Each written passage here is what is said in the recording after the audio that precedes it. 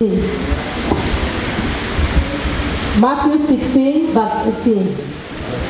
But I'll read it to you. And Peter, at the telling say, you now walk. Believe in Christ Jesus. So in other words, as we talk about the church, we are talking about all of us. We are a community of baptized what? Believers in who? Christ Jesus. And the other thing we should know about the church is that the church gathers. Who gather what? Gather on a regular basis. Gather on a regular basis. So another thing you should underline is that the church gathers on a regular basis. Regular can be every day.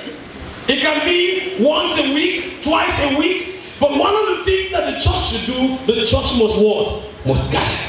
There must be gathering of who? Of the believers. Baptize who? Believers. They must gather. That is why when you become part of the church, that is why you need to be baptized. So that you can be part of what? The community. Amen. That's why you need to be baptized so that you can become part of the community. You become part of the community of baptized believers who gather what? Regularly. Who gather regularly. We must gather regularly. Regularly. Once a week, twice a week,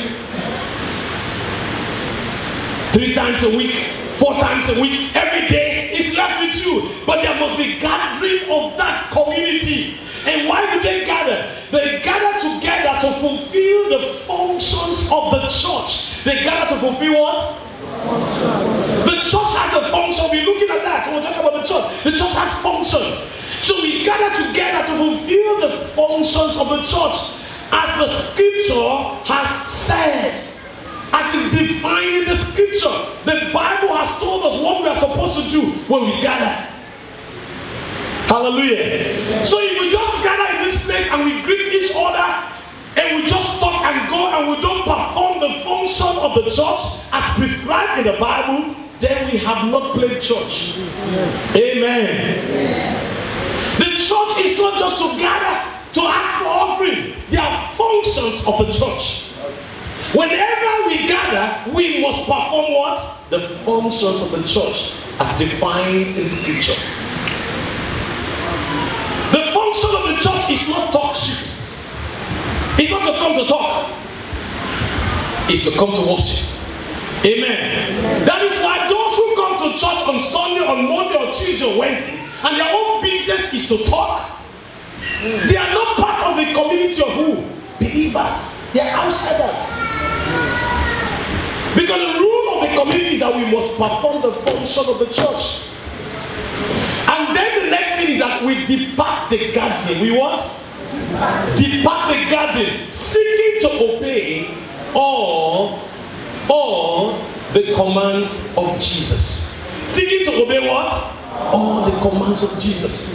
When we gather, for example, we gathered here this Sunday. When we leave this place, we are going to do everything humanly possible to obey what the Lord has told us today.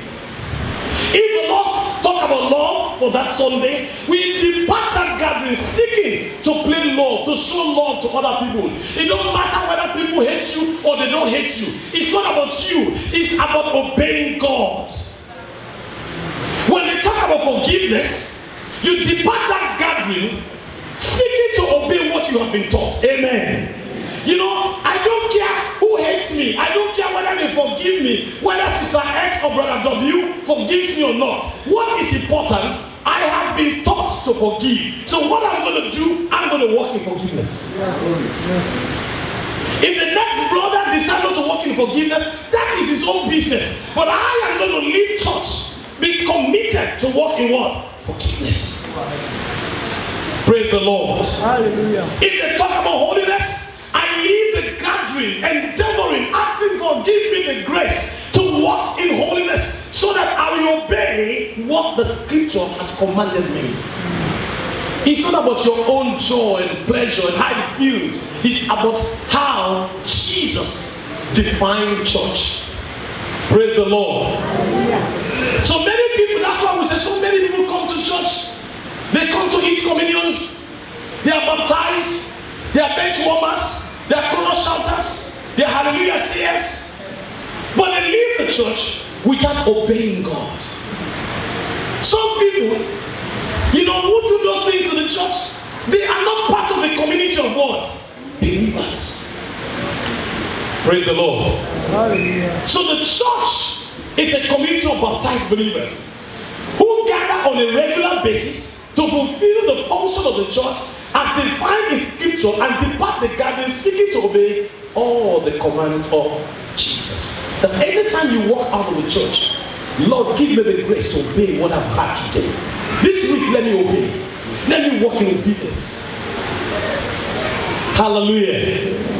Now, when we look at the Bible, we realize that for us to still understand the church, we have to go back to our scripture and see what three basic things we are going to learn from that scripture as we continue to talk about the church. Three basic things about the church according to Matthew 16 verse 18. The first thing we want to learn, now that we know the definition of the church is built on Christ. The church is built on who? Christ. Verse 18a. Verse 18a. And I say unto thee that thou art Peter, and upon this rock. The church is built on Christ. The church is built upon who? Christ. Upon this rock. Now many people have to believe, many theologians say that you see Jesus was saying Peter is going to be the foundation of the church. Some other people said that it was a confession of Peter upon which Jesus was talking about. But no, Jesus was talking about himself. That all of us are stones, we are the living stone. Peter is a stone, he's a living stone, we are all living stones, but he's the only rock. Jesus is the only what? Rock. In other words, we're saying, I am going to upon this rock. He is a rock, the foundation of the church. I am going to build my church upon this rock. Praise the Lord. Hallelujah. Upon this rock. I don't want to waste your time with all the use of the word, the Peter, the Petrus, the Petra. But the issue here is that Jesus wants us to know that the church is built on Christ. The church is not built on the charisma of an individual. The church is not built on the title of a man, a woman. The church is not built on the intellectualism of people. The church is not built on human philosophy. The church is not built on our tradition. The church is built on Christ. Let the church be the church. Let it be built on who? Christ. Hallelujah. Amen. The church is not built on your tradition. All our traditions, we must push outside the window, out of the door. The church is not built on our tradition. We have so many traditions today in the church. Tradition A, tradition B, this tradition, this is a tradition. The church is not built on tradition. The church is built on who? Jesus Christ. We have so many emotionalism in the church today. People are so emotional in the church today. Hallelujah. I catch it. There's nothing wrong with that. But I want you to know the church is not built on emotion. It's built on Jesus. Many people think the church is built on the anointing. Let me tell you, the church is not built on the anointing. It's built on who? Christ Jesus. The church is not built on your intelligence. The church is not built on your money. The church is built on Christ Jesus. You did not die for the church. He died for the church. He laid his life for the church. And I want you to understand that the church is built on Christ. Just in case you're one of the members in the church who think that you bled for the church, you died for the church, and therefore you can begin to pull the church in different directions, you are making a mistake. You are badly mistaken. You think you can hold the church to ransom because you think the church is built on you. Let me tell you, even Pastor Johnson, if he decides to stand in the way of Christ, he can remove him. Glory. I'm telling you. And the Lord has a way to remove you. You can't strike. You can't go to court of appeal. Because he will just take you quietly. You go to bed and it's okay. Because you have life, that's why you are just lie down and sleep. Bam. Hello. That's it.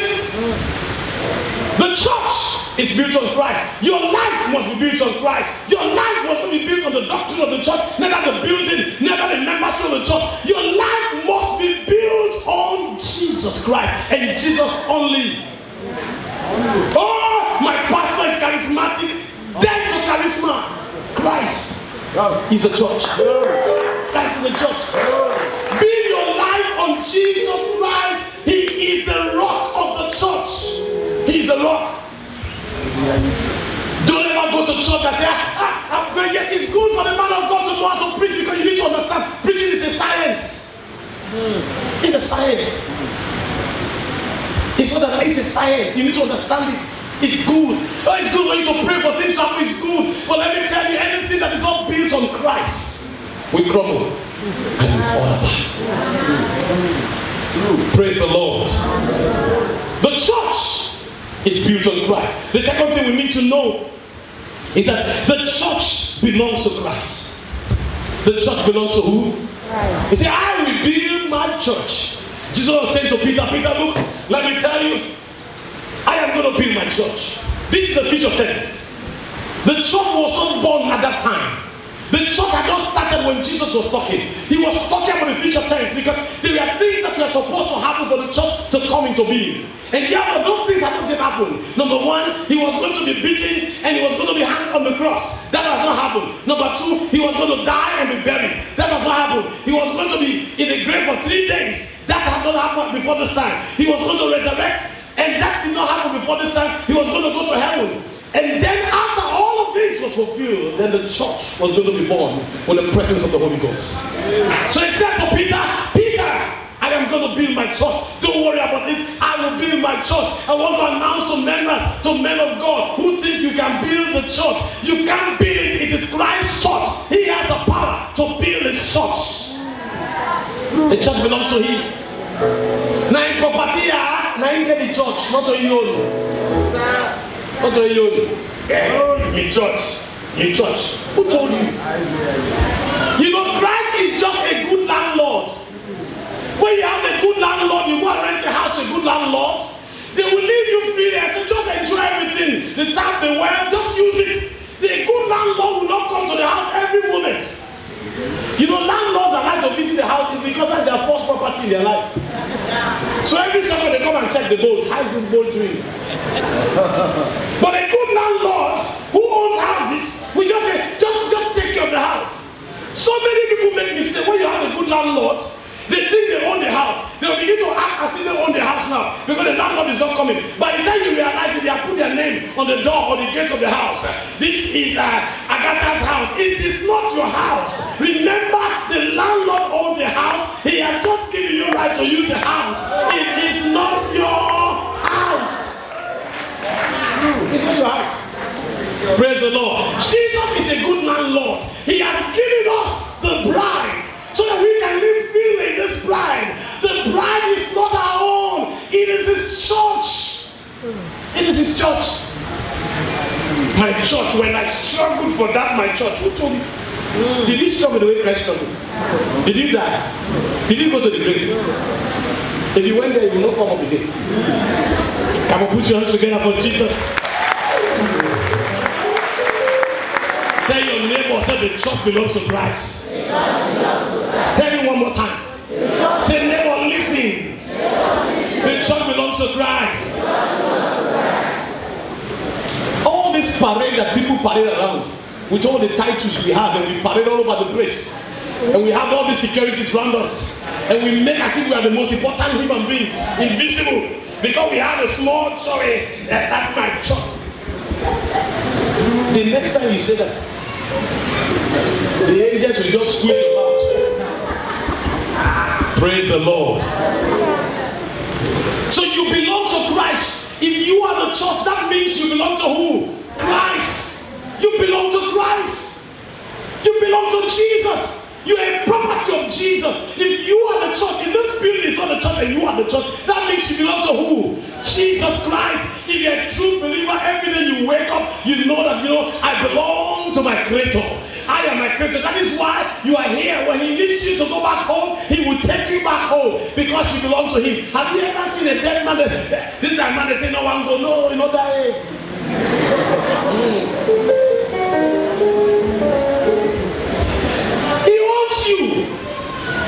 He owns you.